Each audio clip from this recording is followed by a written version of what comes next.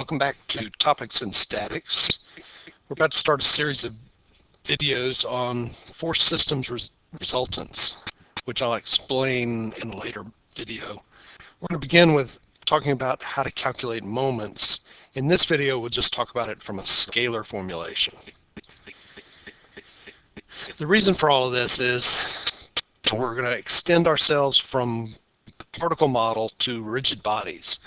So we're going to consider force systems acting on rigid bodies. If you remember, a rigid body is an object that does not change shape when a force is applied to it. That means it doesn't bend, it doesn't deform at all.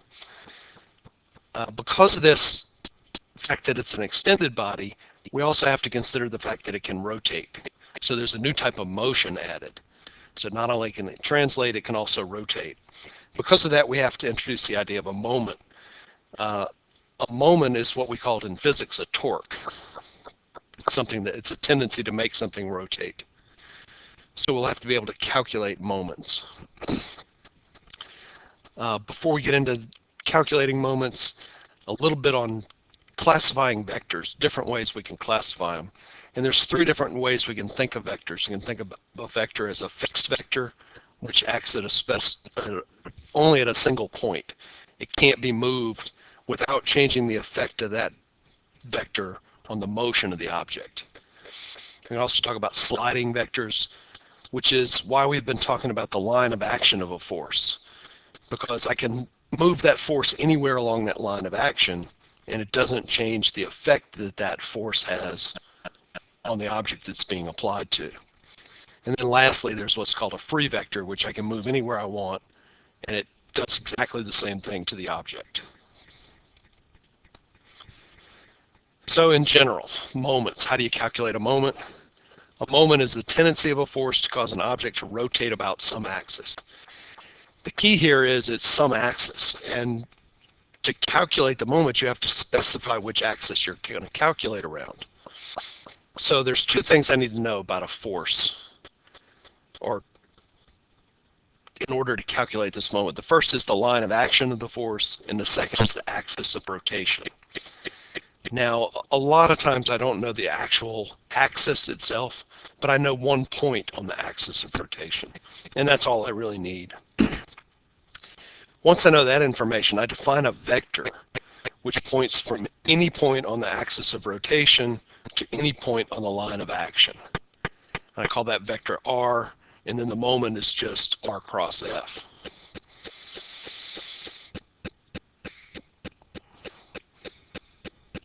If both the vectors R and F are in the same plane, then the axis of rotation is always going to be perpendicular to that plane. That's a property of the cross product.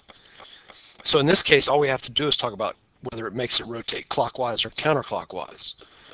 In other words, it's motion in a plane. It's still, all the motion is confined to the plane, and I just need to know it's going to rotate clockwise or counterclockwise.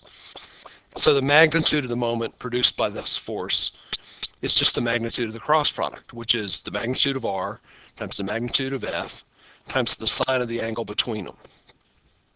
It's important that you recognize this angle I'm talking about is if I draw R and F tail to tail. So there's the force F, and here's the vector R. In this picture here, R is pointing this way.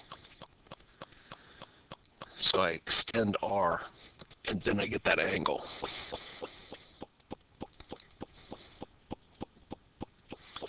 There's two ways I can simplify this expression. And they're both the same idea, is that the sine of that angle goes to 1 if the two vectors are perpendicular to each other. So the first case is when R is perpendicular to the line of action of the force. So in this case, rather than drawing R this way, we've backed up and said, okay, I want to draw R so it's perpendicular to this line of action, so it's this way. So there's what I call R perpendicular. And now all I need is the magnitude of R perpendicular times the magnitude of F, and that'll give me the magnitude of the moment. In the second case, what I do is I draw R just as I did originally. So here's R. And now I break this force vector up into two components, one that's parallel to R and one that's perpendicular to R. So here's what I call F parallel, and this one over here is what I call F perpendicular. The parallel component doesn't produce a moment.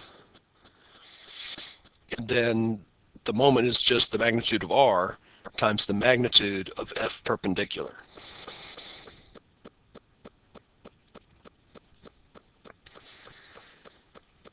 So I do this, the basic picture I'm thinking of is I've got some object. Here's this object. And there's a bunch of forces acting on this object. So here's F1, here's F2, here's F3. And now I pick some point. And here's where I'm going to calculate the moments about this point. I'm going to call it O. And so I calculate each of the moment due to each force. So I get M1, M2, M3. Some of them are clockwise, some of them are counterclockwise. So typically we choose positive moments as counterclockwise, but it doesn't really matter as long as you're consistent.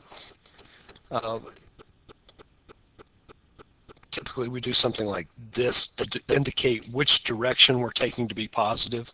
So here in this picture, what I'm doing is I'm taking positive moments to be counterclockwise. And so with this picture on the right, the moment about O is M1, which is positive, minus M2 because it's negative, plus M3. And all these are magnitudes, so I just add them up. It's scalars. Next time we're going to do a brief aside and talk about cross products in more detail. This should be an optional video for you. It depends on how comfortable you are with calculating cross products. Until then, keep working.